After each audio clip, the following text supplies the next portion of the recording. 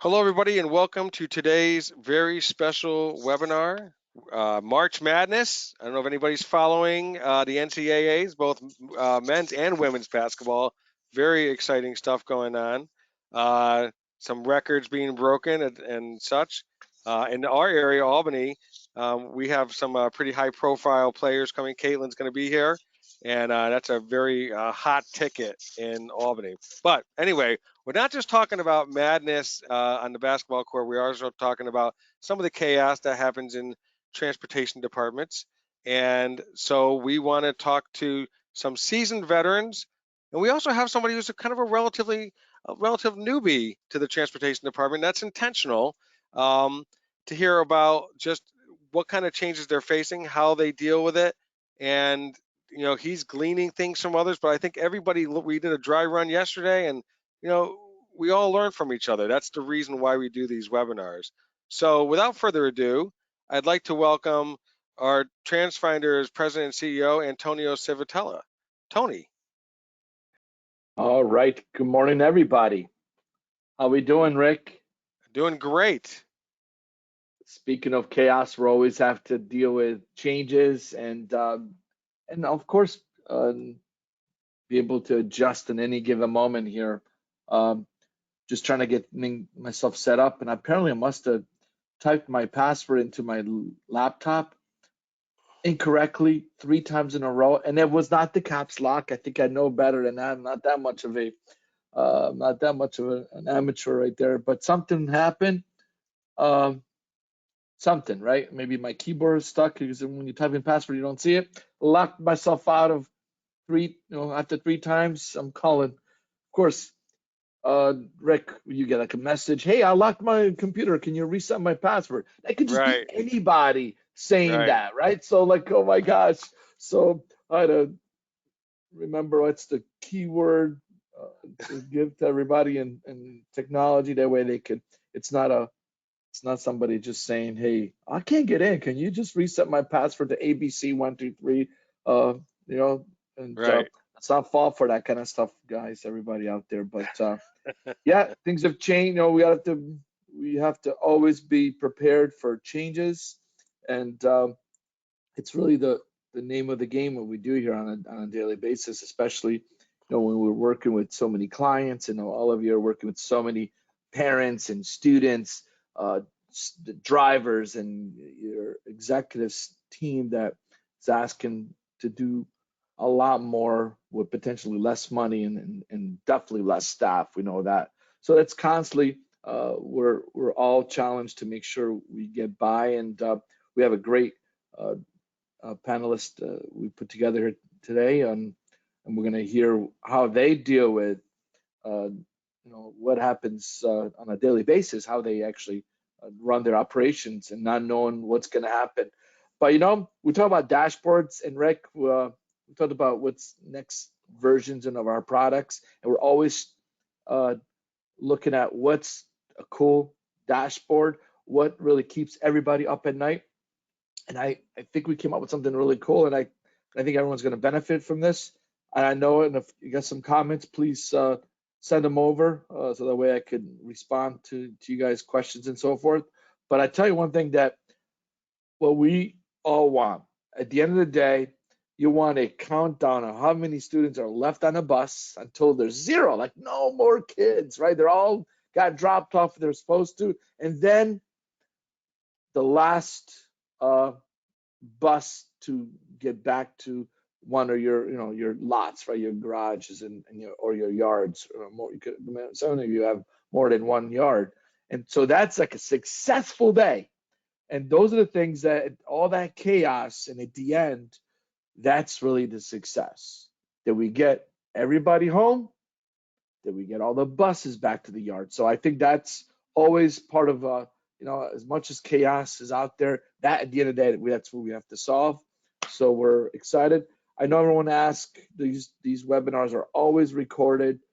You'll find them off our website at transfinder.com, and you'll be able to on our YouTube channels, other things, right, Rick? They're everywhere. So we're looking forward to this. Yeah. So many of you are going to be celebrating a special weekend. Happy Easter to all of you if you're celebrating Easter, or just enjoy some time off. I think a lot of people do have tomorrow off. A lot of schools do have it off. Up Northeast, where all of us are off this coming week. And I think I just got notified that on the 8th, which, the solar eclipse, we're going to be off too. So enjoy all those days. Thank you. So Rick, take it from here. Let's Thanks so get much. the webinar going. Absolutely. Well, one of the things that Tony likes to do, we've done in the past, is we ask people to tell us, maybe ask them what the temperature is in their area or something like that. And I want to ask a question. So we're talking about not all change is bad, right? Some people get scared about change, but one change, there are some changes that can be good changes. We're going to cover a lot of those. And we want you to use the question button there to ask questions, or if you want to pose a question to a specific panelist, or you want to ask a general question. But Tony, the one change I want to talk about is, it's a little personal. I became a grandfather a week and a day ago. So I wanted to have anybody in their question. I won't go on and on. I won't show pictures. I could. Ezekiel is the most beautiful baby out there. But do you have, thank you very much, Kimberly. So does anybody have any positive change they want to share since we met last month even, or since the beginning of the year? If you want to share one positive change since we last met, Tony, I know you read these, so we'll go back to these. If you want to, you can pop in, whatever. Hey, Rick, I know I'm a panelist. I'm not an organizer, so I cannot see questions. So whoever's Oh, helping you okay, do this, so maybe John or somebody, they could okay, switch me over because I cannot see. I only see us here because I'm a panelist. It looks okay. like this time around. So All just right, let you know, I actually can't even answer questions. all Sorry about right. that. I'm sorry. All Well, right. let me see if I can. You know what, Tony? I'm going to do this. I don't. You are one of those people that's very comfortable doing things in real time. I always get nervous. I think I just made you an organizer. All right. So without further ado, did I make you an organizer? We good? I'm good. You All definitely right. cut off for a second, but we're good. All Let's get all rocking. right. Very Thank good. you. All right. So I'm going to Good. welcome our panelist. So please welcome to the floor right now. We have, oh man, I'm going backward. Sorry, guys. This is what happens. I'd like to welcome Karam. If you could hop on. From Shenendehowa.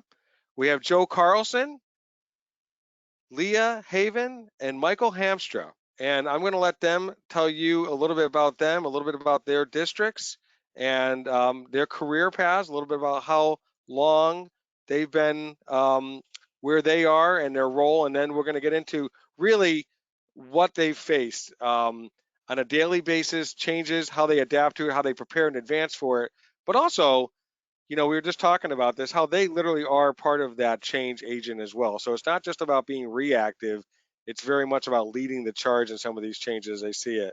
So without further ado, I'm going to start with, I'm sorry, my view here is, okay, I'm going to start with Leah, ladies first, and then go to Al, Joe, and Michael. Leah, thanks so much for joining us. Tell us a little bit about you, your career path. I know you're an operation of one. So if you have Yep. a complaint, you just have to turn to yourself and say, well, no, you need to take care of that. Um, tell us a little bit about your district and how long you've been there, and then we'll get into more of the specifics on the change later. Transportation coordinator for Logan Township School District and South Harrison Township School District in South Jersey. And we have about, I guess, combined 1,600 students. Like, as you mentioned, I am the transportation department, and we are 100% contracted. We have about 2 major contractors that we use that I have a close relationship with. Very good. Thanks so much. Al. Sure, thanks, Rick. I appreciate the invite to participate with these outstanding folks, colleagues of ours. I'm the transportation director for Shenendehowa Central School District. I've been at Shen for 10 years. Shen is located 13 miles north of Albany. Before Shen, I was the assistant director for 2 years and then director for 12 years at Bethlehem Central School District, about 5 miles southwest of Albany. Before Bethlehem, I was in the Marine Corps for 25 years, and transportation and logistics was my military occupational specialty, amongst other things that I did in the military. A bit about Shen. We're a district that covers about 88 square miles and serves a population of approximately 9,800 students. When I first got here, we had about 10,600. So we've seen a big drop in student population. We have 13 schools and travel to about 50 schools outside of our district. Both private, parochial, and special ed. We have a fleet of 217 buses. We average around 2.2 million miles a year on the fleet, and a staff of about 270 employees. And just before we move on, you were responsible for the movement of 10,000 Marines. Is that correct? Yeah, Marines, soldiers, British soldiers. Yeah, at one. So student transportation, that's like a breeze, right? All we think. All right, Joe Carlson, welcome to the take the floor.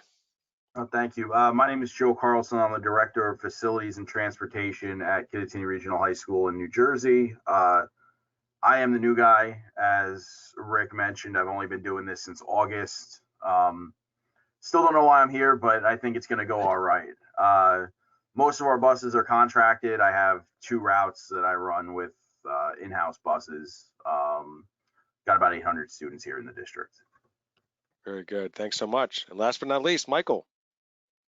Good morning. Thank you, Rick. Mike Hamstra. I'm the transportation manager with the Middleton-Cross Plains Area School District in Middleton, Wisconsin, which is a suburb of the capital, Madison, Wisconsin. We have a student body of about 7,000 students, transport about 4,000 plus a day. We do own our own fleet of 64 buses, have about 45 drivers right now, and travel about 80 square miles. Our district size is about 80 square miles, both in town and quite a bit of rural population. And I've been here for 6 years, been doing this position or this job for about 2 years. Okay, great. Thanks so much. That's a good backdrop. So let's just talk about change in general. So Al, obviously you being kind of what do we call you, the statesman or the whatever, you got the history here, but all of you have seen change already. I know, Joe, you've already talked about some of the changes that you've actually personally have implemented in terms of communication with leadership and that kind of thing. What kind of things, anybody can answer this, just in sense of what are some general changes that you feel like you're dealing with on a regular basis? It could be, at the start of the school year, it could be things that crop up on a daily or weekly basis. What kind of things are you seeing in terms of, it could be driver shortage, policy changes, anything?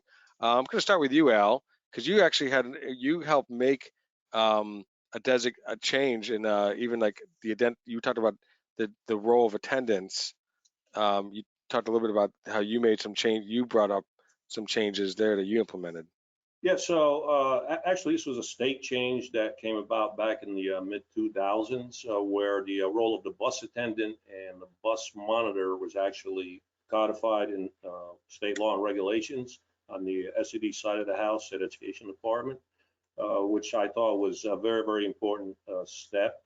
And for me, working at Bethlehem and at Shen, all of our bus attendants carry that title. That's what we train them to, because they provide specific services to students with IEPs, but we can also use them as monitors, where a monitor, if he or she don't have the same type of training as a bus attendant, can't perform the service of a bus attendant by providing specific services. So I thought that was huge for us. Over the years, what we've dealt with, what we've seen is the constant EPA changes in terms of emissions, the diesel fuel formulations going from 500 parts per million to 15 parts per million. More and more equipment being added on to to clean, the emissions. The big one we're dealing with right now is the fleet electrification mandate in the state of New York, which come 2027, and that's around the corner, we can only buy electric buses, and we have to be fully converted by 2035. That's a huge undertaking for school transportation directors because we've never dealt with that kind of a process, and it is a very convoluted process, if you will. And you'll be retired by, you're retired in like a couple months, so it doesn't matter, you're not going to have to see that. Thank you very much, Al. Leah, now, so that's one. So we talked a little bit about some policy changes. Leah, I think you and I talked in the past about even like walk zone changes and those kind. So I wanted to not just talk about the change, but also, we'll have to get back to Al and talk about how do you respond to those changes, and so you're not just reacting to them, but you're also incorporating them successfully, implementing whatever it is being required upon you. But Leah, didn't you just have a change in the walker zones? There was a proposed possible change. Not sure if we're going to be taking that route yet, but it was just if we were going to be doing that, it would be a lot of rerouting. We have 3 tiers, so that would, if we change to a lot of walkers, it would take away probably one of the middle tiers or something like that, and just cost, is that cost effective, and how many less buses would we need, and the staffing for the contractor, what staffing he would need and how much he would charge us, things like that, if we cut out buses, more routes, if we switch to a lot of walkers. And are you incorporated in those decision-making conversations? I want to get to Joe in a little bit. We talked about getting a seat at the table. I think Mike also discussed that. Are they adding, like, what kind of impact will this have on transportation? And do we, before we go and jump in? Yep, absolutely. They, it's discussed amongst the administrator, superintendent, and they obviously come back to me for my opinion, my thoughts, and have me do the scenarios, run up the scenarios for them. Oh, you do? So you actually tell them, if we stay current, do status quo, this is what we have. If we go to implement this, how do you do that? How do you run that scenario? In Transfinder, run the different scenarios and things like that with the software. So, okay, good. And Rick, that's something that we looked at, just to add on, and thanks, Leah. After COVID, with the bus driver shortage, we lost, a bunch of drivers after COVID, and our district actually looked at increasing our walk zone out another mile, or I guess another half mile, and then another mile. And we had to run those scenarios, and it is fortunate that we were brought into those talks early, because we ended up staying where we were at. But it was something with, a 10%, 15% loss in drivers. How are we going to accomplish that? We can put more students on a bus to some degree. Obviously, we have capacity issues, but at the time we had room for some. And it makes a lot of sense, I think initially for people, if you've got a seat at the table like Leah does, I think like a lot of us do, when you get brought in early, you can help districts or help your organization, find out initially if those are smart decisions, if they need to be made, because there's a ton of extra work when you start doing it. And, you can either have it go that way or end that conversation really quickly. That's good. I want to talk about Joe, and then I want to get to Al on something. You guys are both a little pushy. I think I don't know, Leah, you seem like I don't know if you're as pushy. Are you pushy?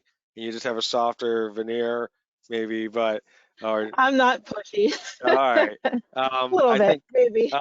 Joe, you said you basically force yourself at the table. Am I correct?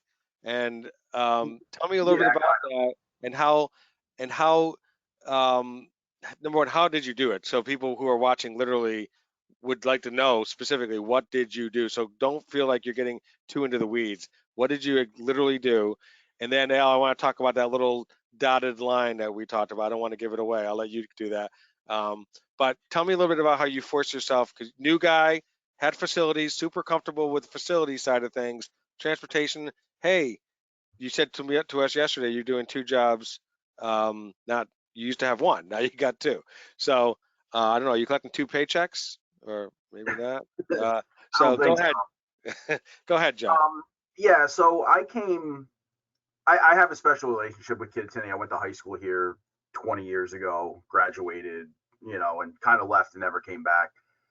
And throughout my career after leaving here, and part of that, and we didn't really talk about this, was I was a newspaper reporter for 4.5 years. So I felt very comfortable speaking with superintendents, speaking with mayors of towns.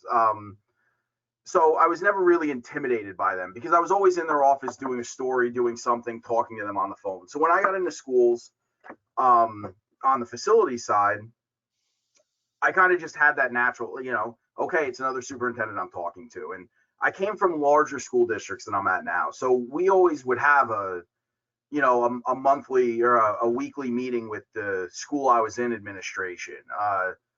Maybe a monthly with the super, a daily with the athletic director, depending on what we had going on at facilities. And when I came here, that wasn't necessarily happening. And I said, that's kind of something, not that I need, but I want, because you need to know where I'm at and I need to know where you're at. Now, being the facilities guy, I'm here, before everybody else, like most of us are in transportation, but I also have access to all the cameras. So I know exactly what time everybody comes in every day and where they park and all that stuff. So it was kind of by attrition where it was like, okay, I know the BA comes in at 8:15, at 8:21. I'm, walking my way upstairs. The superintendent's coming in at, 8:07. Well, I need him today. And, I just kind of, for me to be successful, I need them. I need their support. I need their backing. And you'd think, well, they hired you, so you have their backing, but that's not necessarily the case in all districts. They hire you and then it's kind of go do your thing. We're a small community school district. We only have 800 kids. We have 5 towns, but it's a very small, and everybody is involved in everything else. And my predecessor on facilities is still on staff here. I got brought in after he did the job. And he didn't understand at first why I had meetings almost every day with the BA. He goes, I never did that. Well, I do. And that's how, they understand how our department runs. And that's how I understand how her department runs. And that's how we have a working relationship, because we all know where we're at any given time. And there's no, I have that open line of communication now. From the facility side, if I have a fire alarm go off at 2:00 in the morning, which it does, I have an open line of communication to the superintendent because he wants to know.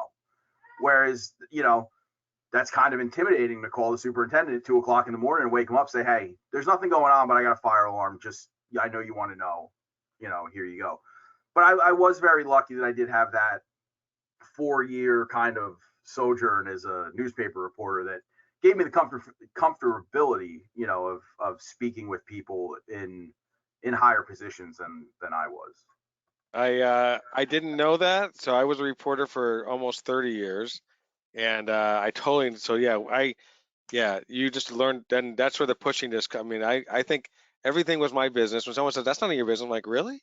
How much you make for a living is not my business. Like how you voted is not my business. So no, that's good. Feeling comfortable in the superintendent's office, that's really good. Al, you also created your own line of communication. I think that your predecessor didn't have. Tell me a little bit about what is the normal structure, and then what you kind of also built into that. Yeah, sure. After my first year here, I learned that the superintendent puts out the organizational chart, just as a reminder, who's where and how the district is structured, and who's in charge of what. And it's your traditional stovepipe organizational chart. And I just felt that I needed a quicker, faster, better way to get around the traditional way of communicating up the chain without stepping on people's toes. And so I wrote about a page-and-a-half dissertation on how to maintain the status quo, but add a dotted line, for example, from me to the superintendent around everybody else above me on those issues that are, I know will be important to the superintendent, because if he doesn't get to hear what I got to say in a quick manner, he'll be facing the reporters, and, with the camera or whatever. So he liked that idea, and he adopted it, and it's been something that we've been doing since then. And so this is something I learned in the military about administrative control and operational control, AdCon, OpCon, and just took that and adopted it to, civilian organizational use. And it's been working great for us. That's great. I also believe that, really whatever your experience coming into this job is still valuable. I always think about, I teach a class at the local college. I'm like, you may not do everything that you're learning here, but it's all valuable. And what you're, what the lessons learned, whatever maybe facility. We had someone on who's in Maine, and her first job was food service, and then they tagged on transportation. She's the only food service / transportation director we have ever had on. But she goes, what? There's logistics involved in that. There's actually, I've learned things in food service that definitely apply to transportation. You wouldn't think it's your traditional route. So that's really good. Mike, you were the one that really first started this idea that it's imperative to have a seat at the table. Am I correct? Yeah, I mean, we traditionally didn't have, the prior transportation manager really didn't interact a whole lot with, like Al said, going kind of a dotted line to the next, to the next person, or above the next person. And, our lives in transportation move quickly, and we don't have time a lot of times to kind of send that message to the next person, wait for it to go up. In our district, we didn't really have that.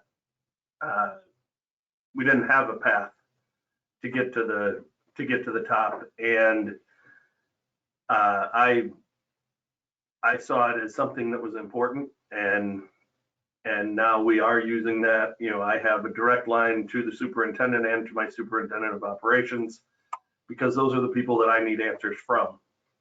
Ultimately they oversee this department. I don't have the luxury of time to go through 3 other people to get there.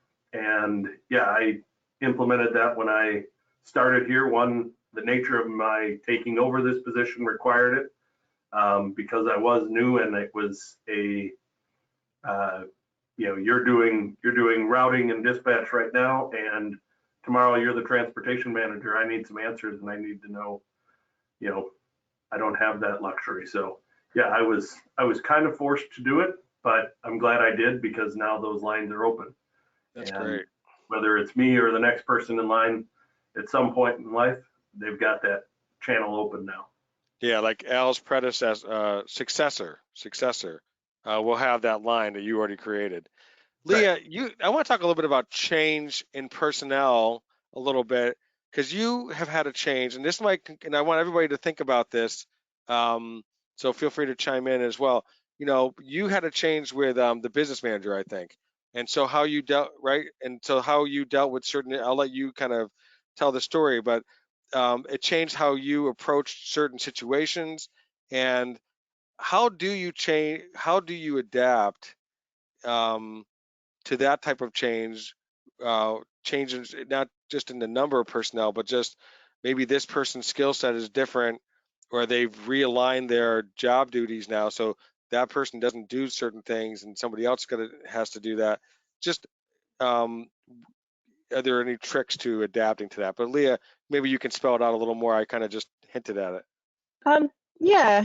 I mean, I've gone through a handful of business administrators since I've been there, and each one has a different approach.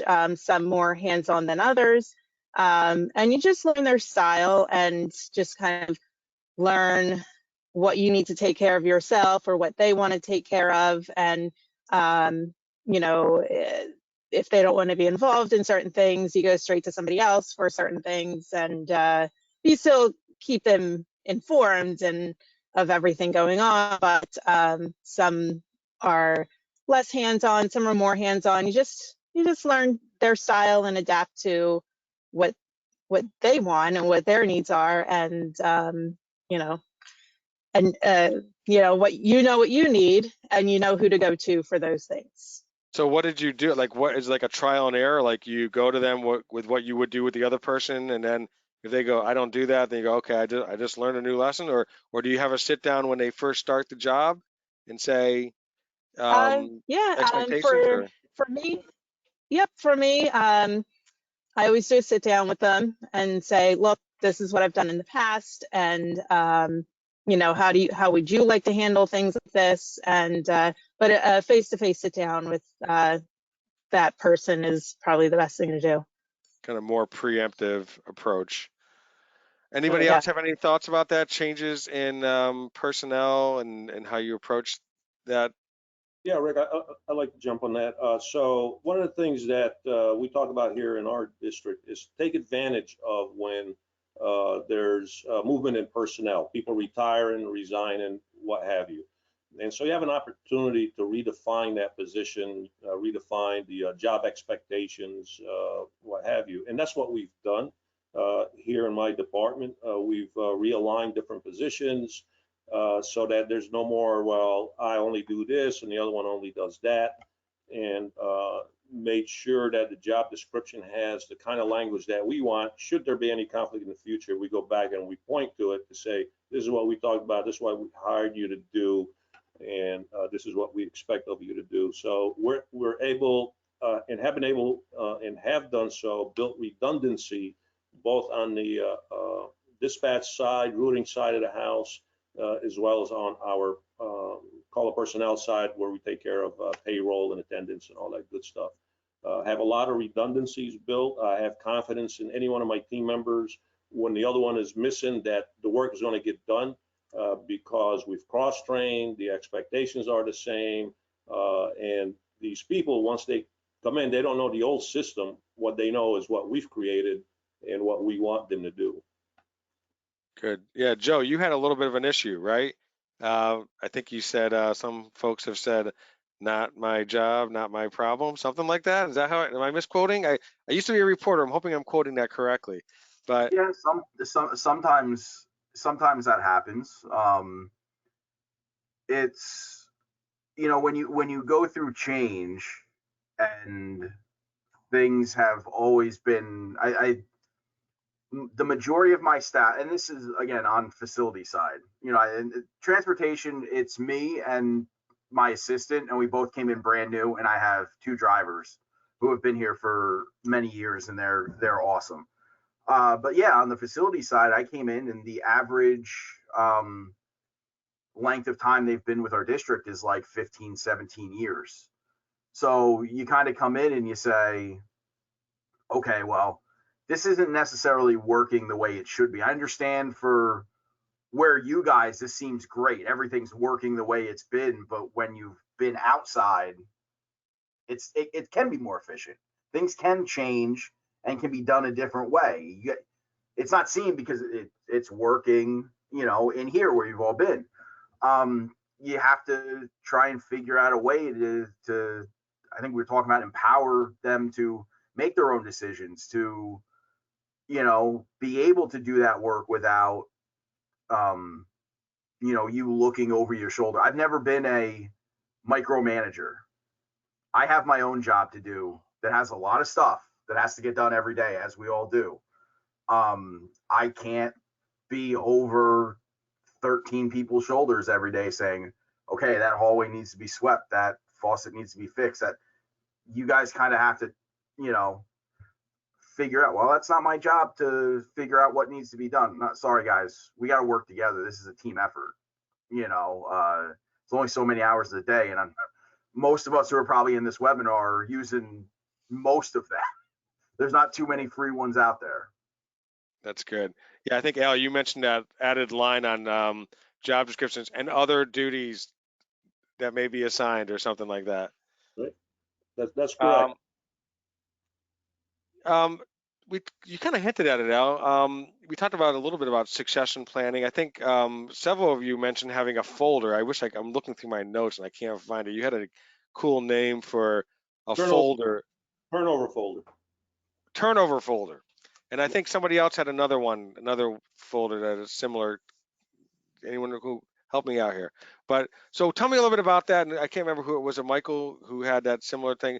Basically, talk about redundancy. We talked about cross training, and it literally is super detailed. So when change comes up, something happens. Somebody maybe have an unexpected stay at the hospital, and now somebody else has to do their job.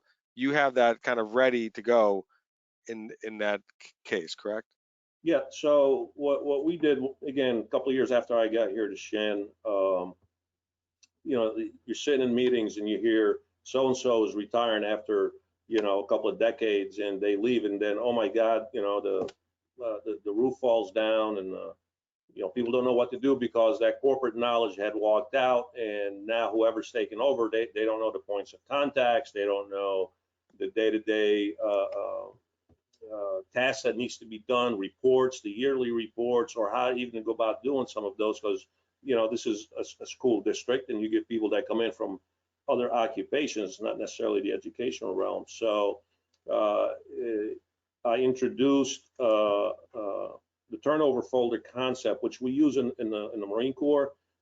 Marines can go anywhere around the world, check into a unit, like leave Camp Lejeune and go to Japan, from one truck company to another, as an example, and they can function immediately because the turnover is the same, right? What changes are phone numbers, names, the tasks are the same, the mission is the same, so forth, so on. So that's where I got that concept from, and we did a couple of professional development on that for district staff, and the superintendent went ahead and adopted it as a standard for the district, and that's what we've been pushing for. And those who haven't done it, their supervisors have been learning valuable lessons that, well, you should have done something to make sure your people have this turnover.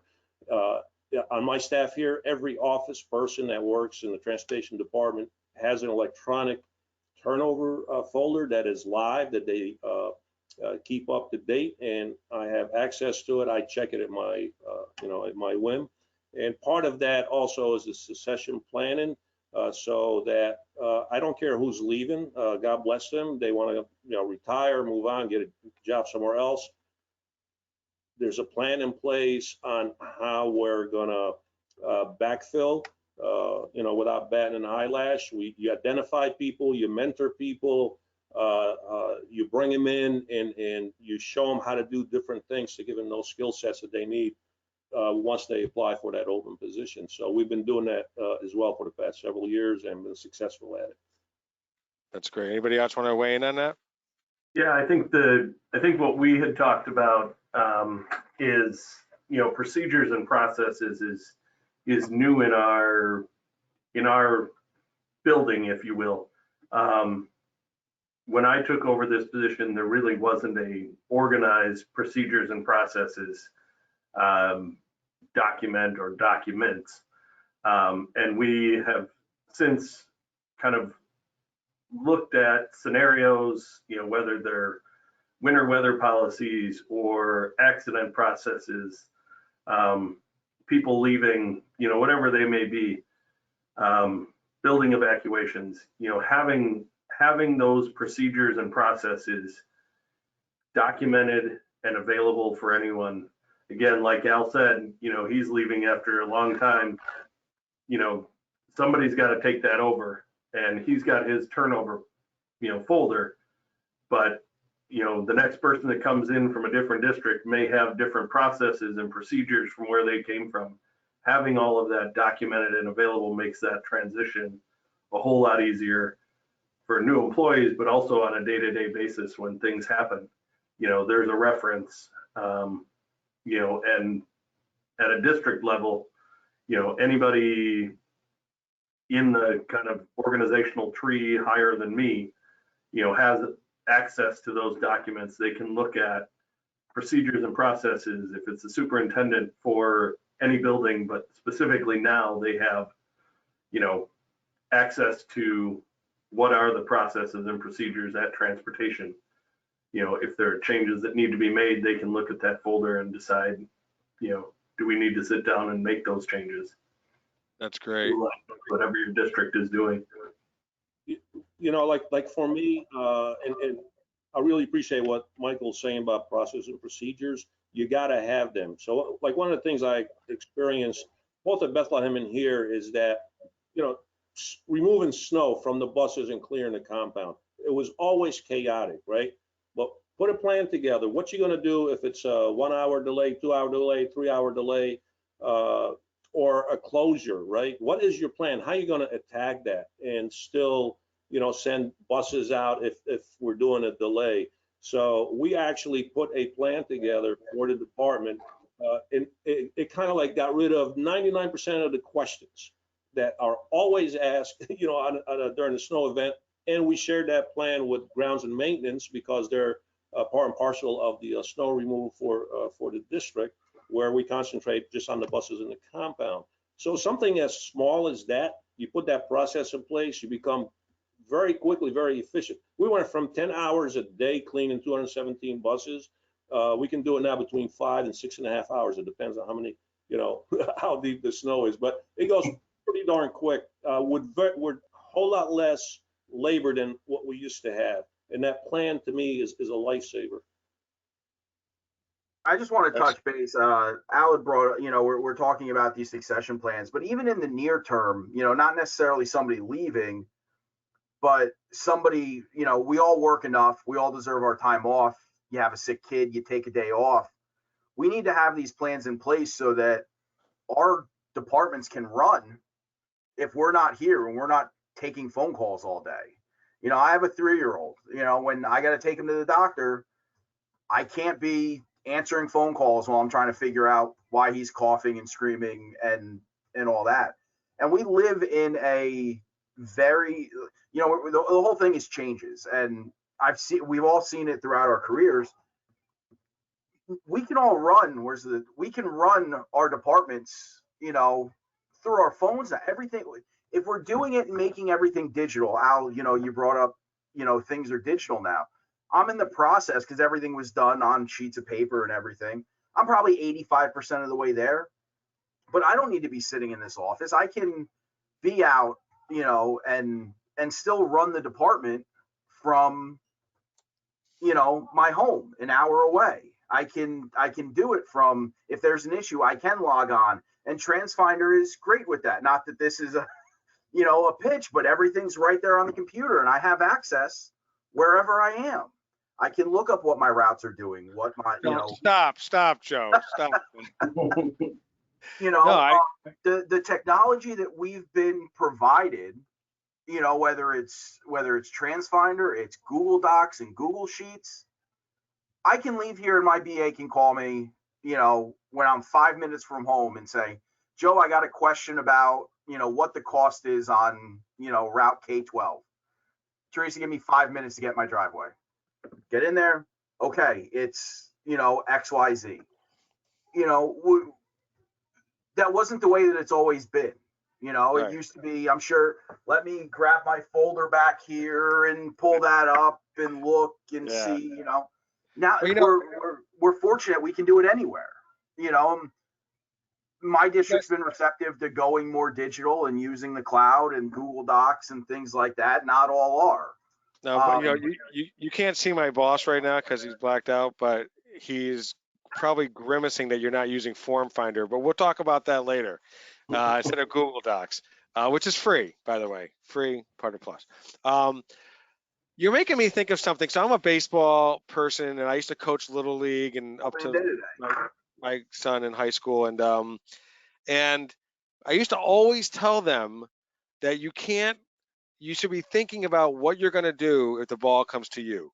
You cannot be thinking. So I love baseball plays where like really smart fielders like know to go to second base because the guy came off or whatever. Just like really smart you can't think about it on the spot. You have to be thinking, and you guys are all making me think that that's what you all do. Like, we can't be just like, there's going to be times when you have to react because it's just nobody planned for a meteor hitting our high school. I mean, let's hope that doesn't happen. But there are some things that you're like already thinking, like, if this happens, that whole like logic question, if this, then that, which is my segue to you again, Al. That you guys during COVID thought of worst case scenarios on the driver shortage. I want everybody else to weigh in, but you had a team, and then they brought it to you. I think I'm just gonna have you run away with it. Just tell us what that plan was, how did it work, who created it, and why it's beneficial. Sure. So, COVID, everybody, was going back crazy on that, and the media wasn't really helping, and people were pulling their hairs. Well, if people are out, how are we going to operate this, that, or the other? So, again, talking about empowering your people, I sat our 3 dispatchers down, the assistant director, the routing specialist, and I said, I want you to look at our past rollout sheets, if you will, and then I want you to come up and also look at the route blocks, how we block, where we have access time, and tell me how we're going to support having 25 drivers out, and we did it by 5 driver increment all the way up to 50. And they actually came up with a plan, and to their credit, not mine, all I did was just put the idea out there, and they did the legwork. Through COVID, post-COVID, and even now, I mean, as of late as or early, maybe a couple of 2-3 months ago, we had about 53 open positions, and I use that word open for a reason, not because we had open positions and we had drivers that we couldn't fill, and then we had drivers that were out, but 53, and I thought 50 was the breaking point, but because we have this plan in place, and now we have experience looking at the blocks and seeing where we have the capacity to double up, triple up, quadruple up on the runs, we were able to cover that. So we haven't had to cancel routes, and we haven't had to cancel school because we couldn't cover. And guess what? I'm not driving. Where a lot of my colleagues, a lot of them drive every day. I say, look at your routing plan and see where you have access time to marry up these routes together that maybe your software isn't showing you, or you just haven't taken the time to look at that. So yeah, it's a great plan. It's working, and it has kept our head above water. And it was like a worst case plan, which is, I think, really reduces anxiety when you can see that, oh, okay, we're only down 38 drivers, not 50. I mean, you definitely feel like you got a handle on things. Anybody else want to weigh in on that? I think part of the importance of what Al said too is something that we've talked about in the past, is having all of your office staff or all of your staff being able, or having the ability, by being cross-trained in several different areas. That's how that works. We're fortunate to have 5 people here in our office that all really can do any job, whether it is dispatch, routing, route corrections, jumping in a bus. I hate to use that one because none of them want to, but sometimes it's needed. But we do have a staff of 5 that really has the ability to take care of any driver questions, drivers that need routes fixed, whatever it is. At any one time, any person here can jump into just about any role. And so for Al's plan to work, you really do have to have all of those people be able to see all of the different things that we do in a day, and be able to work on and see those, where are your route blocks? Where are those open spaces? How can we utilize those people that have open time? We do that on a smaller scale. You're probably talking 10 to 15% of your staff being out, being 20 to 50 people. For me, that's 4 to 6 people being out is at 10 to 15%, but at the same time it works. Who do what subs are available? Making sure that you have schedules for substitute drivers that you have on staff, so that when those things happen, you can quickly mobilize and get kids to school or home from school on time without those delays, without having to, shut down the operation. Very good. Joe, you look like you want to weigh in. Am I right? I feel very fortunate where I am. We're talking about the cross training. Yesterday we were discussing, driver shortages and whatnot. I only have 2 drivers that drive for me on a daily basis, and one of them went out, and my superintendent of schools was driving almost every day for a month for me, a route in the afternoon. And yes, we're a small district, but we're big enough that the superintendent, normally wouldn't be. I doubt a superintendent at any other high school in the county is, driving a bus every day after, taking the girls wrestling team, to practice across the county. But I feel very fortunate, with the district that I'm in is, my superintendent, he's always been, if I'm going to ask somebody to do something, I'm going to do it myself. I'm going to tell, new hires that they need to get a bus driver's license. You know what? I'm going to go get my CDL and, start driving buses. I'm telling my custodians and my maintenance personnel, I need to get, they need to get their Black Seal boiler license. What I'm going to do, I'm going to go get my Black Seal boiler license. Sometimes we all look out with, where we end up with somebody who will do something like that and say, you know what, I'm going to be the one, to do whatever's needed, and, have a leader like that in your district. And, if I wish we were all so lucky, because it is, people, I look up to them, people look up to them because, how do you think a parent feels when they get their kid off a bus? He's also the superintendent of an elementary school, different district, but elementary school. And the superintendent of schools is dropping off, your third grader, every day. It's like, wow, he really cares about the community. And, we're all in this for the kids in the community, so, it's nice to be in a situation like that. And, Right. have people that are willing to be cross-trained and do whatever it takes to work with the community and the school. And I think that you guys are that to your team too, except for Leah, who has her own team. But your team sees you, and your staff does still see you, Leah. I'm just teasing. That they see like this person is looking to broaden and widen their skill sets and be part of. I told you about Tony Civitella. Even though he wasn't on yesterday, I said it right, so it's not just me trying to schmooze or anything. Like when we have our annual client summit, which is coming up on April 28th. That's a shameless plug. You can find it at transfinder.com. Sorry about that. Anyway, that when something needs to be done, he's doing things like you need me to move the sign. You direct me if whoever's doing something. If there's something that needs to be done, something spills, I'm gonna go get a towel and clean it up, and we all just do that, and that is the nature of teamwork too, and feeling like it's not just. I think I was going to mention this earlier, we moved on, but with some of the communication things about, trying to get past the silos, I think when you have a facilities person who's also transportation, you eliminated right there a silo, right? Because you're the guy. And then Leah, and you talking with the business manager and stuff, that's breaking silos that can, Al, you're shaking your head.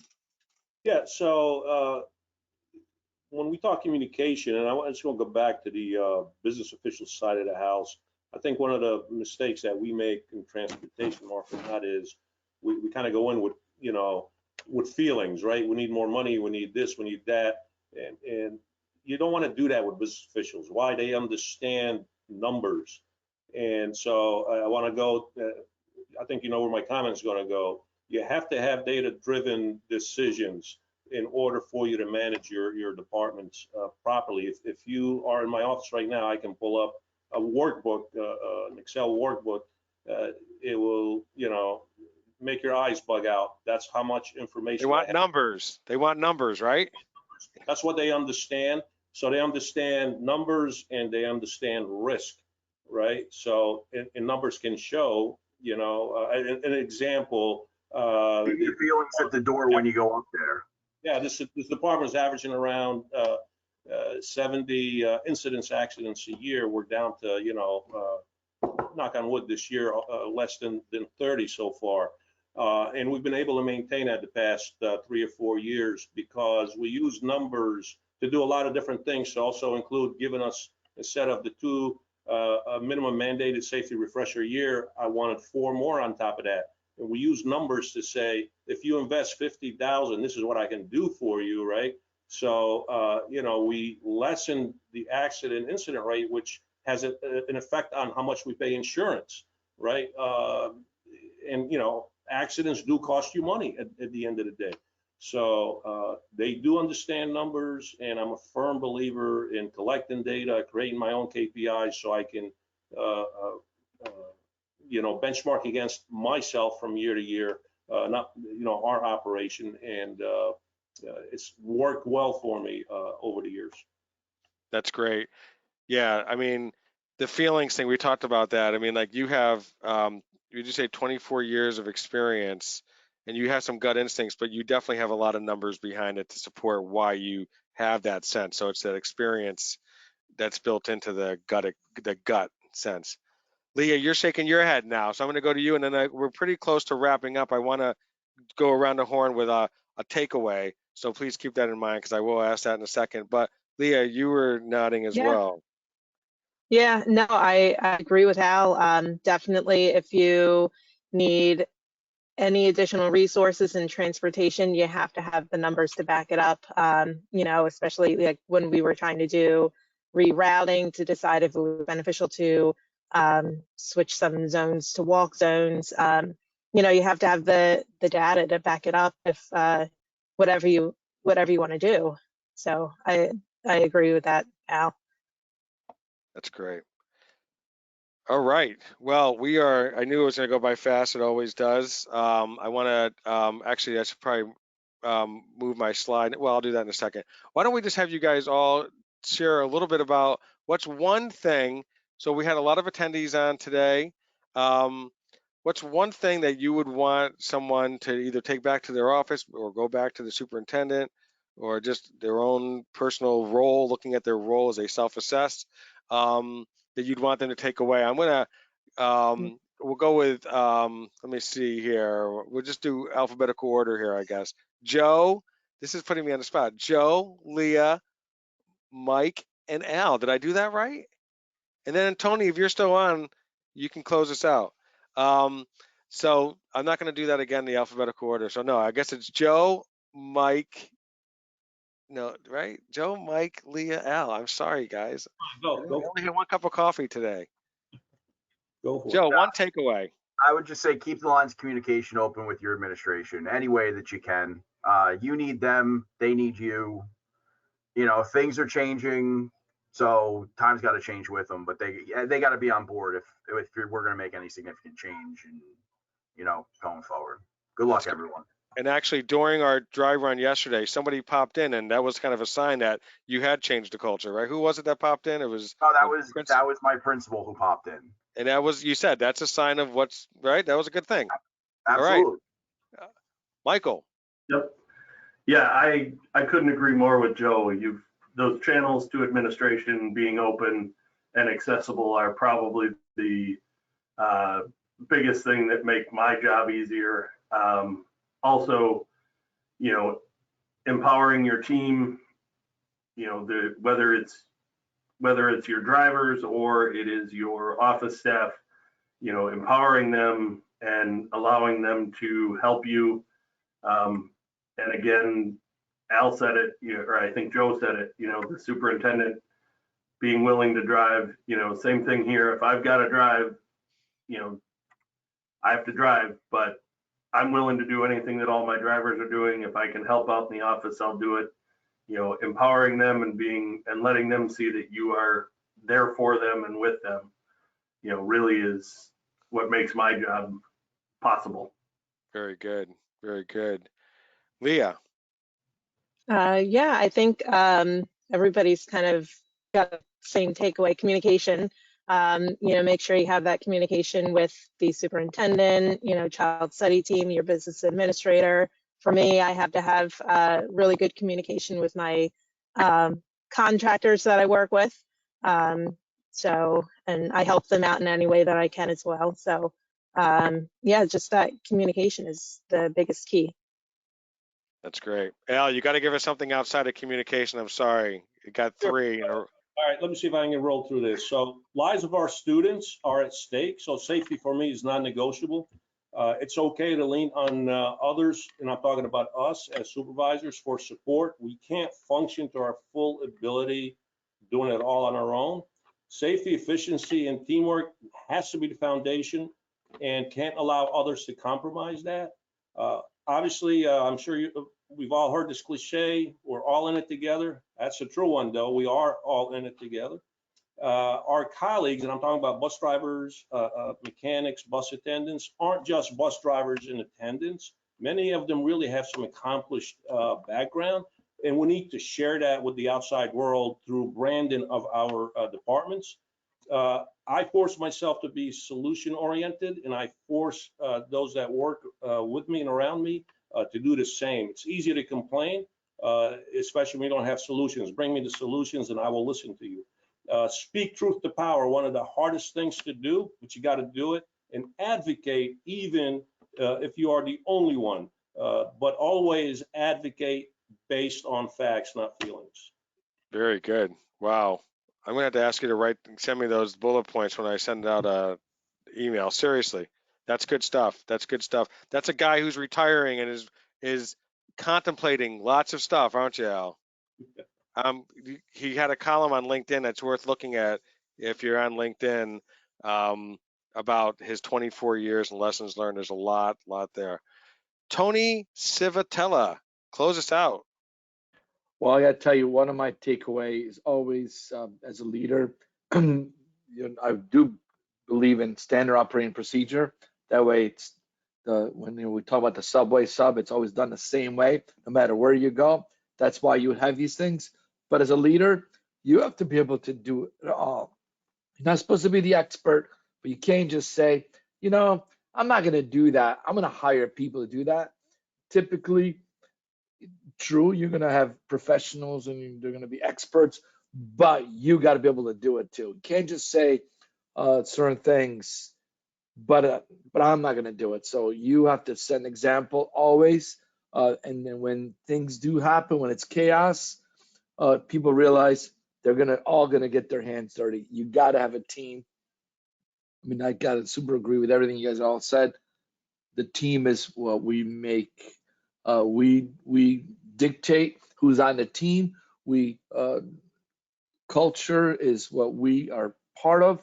We set that tone. So I can't keep re-emphasizing that type of stuff. So that's my takeaway. That's good. That's an awesome takeaway. Okay. I just want to make sure you guys saw the cover of STN. It's on newsstands now. I kind of gave a little preliminary last month, got a little bit of trouble, but not too much. But great story. So worth looking at. Anna Banner with Garland ISD, and there's her team in the back. And by the way, she absolutely required that the team be in the cover picture. That's the kind of leader she is. She's like, it can't just be me. I got to have my team in there as well. So that's a good piece there. And I am always looking for stories. Transfinder is always looking for stories. The bottom line is that the reason we do these best practices webinars, you can tell, they're about solutions. They're about how to run your operation. And it's brainstorming together. We had a lot of wisdom that was just shared with us in this last hour. If you have a story, please email mystory@transfinder.com, and I will probably ask you to be a panelist as well, but you don't have to be. But and it could be anything that is working for you. So that's my little pitch there. And I just want to say, first of all, thank you to the panelists for taking time. We know how busy you are. You did the dry run. We've been in lots of email communication, so I just want you to know how much I appreciate it. And I also want to thank all the attendees. And then stay tuned. Tony, we haven't talked to you about this. I don't know if I should do this publicly in front of everybody. We're thinking about possibly doing a live best practices webinar at ACS, our annual client summit in San Antonio. It's a little bit of logistics there, but kind of thinking about it. So, Tony, you can get mad at me later after we get off the No, air that here. sounds great. I think anything live is, again, it's live, so anything could happen. Anything can Right. happen for sure. But thanks again. And again, hope you all have a great rest of your day. Take care. Thank Thank you, you. everybody.